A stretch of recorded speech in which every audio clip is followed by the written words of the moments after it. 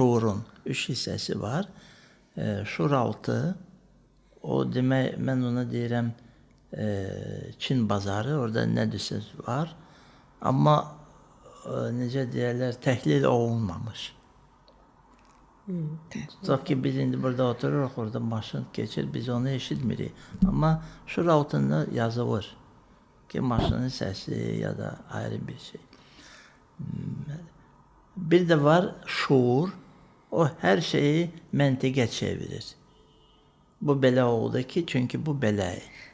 Təsdiq tapır da. Bəli. Bir de ali şuur, o Allahla bağlı bir hissədir. O kakras o meditasiya biz eləyəndə yüksək səviyyədə ondan biz Allahla qovuşuruq. Tutaq ki, dindarlarda zikir. Bəli. Zikir.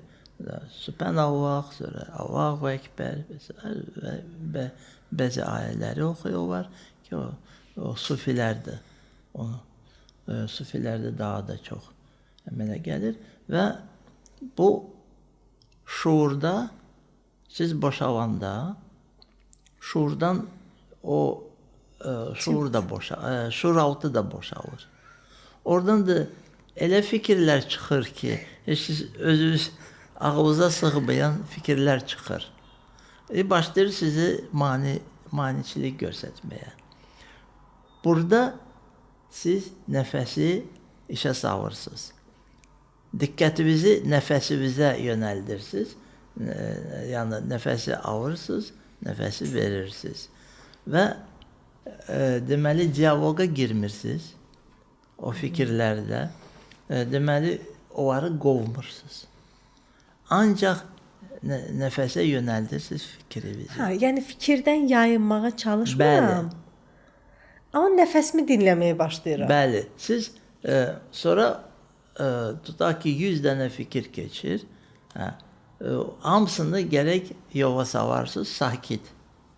Başa düşdünüz? Nəfəslə. Yox. O ki mental sakitlik olandan sonra siz keçə bilərsiniz. Bir dənə mərhələ var, txarana deyirlər. Hansı obyektdə siz meditasiya eləmək istəyirsiniz, diqqətinizi ona yönəldirsiniz. O mərhələ keçəndən sonra gedir təmiz meditasiya.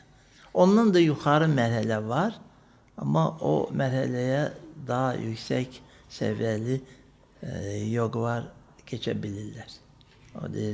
Ona deyirlər Savikalpa, Nirvakalpa, Sahac, Samadhi. O gərək çox yüksəkdir. Bir 8 il onun üstündə işləyəsiniz. 8 il. Bəli. Savikalpanı tez eləmək var, amma tutaq ki Nirvakalpanı, Nirvayanı, Nirvana oxşar. Sahac, Samadhiyə lap yuxarı. Lap yuxarıdır.